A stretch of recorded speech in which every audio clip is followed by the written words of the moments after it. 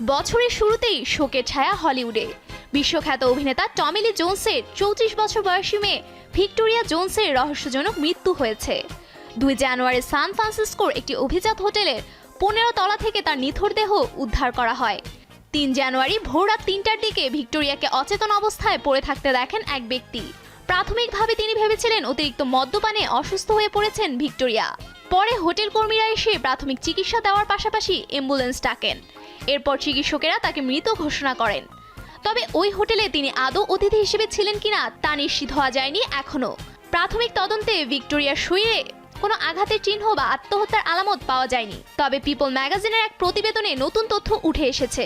এক অডিও বার্তার বরাতে তারা জানিয়েছে ভিক্টোরিয়ার মৃত্যু অতিরিক্ত মাদক সেবনের কারণে হয়ে থাকতে পারে। যদিও পূর্ণ তদন্ত প্রতিবেদন ছাড়া বিষয়টি এখনও স্পষ্ট নয়। ভিক্টোরিয়া জোনস ছিলেন টমি লি জোনস ও তার প্রাক্তন স্ত্রী কিম্বারলিয়া ক্লাউনের সন্তান।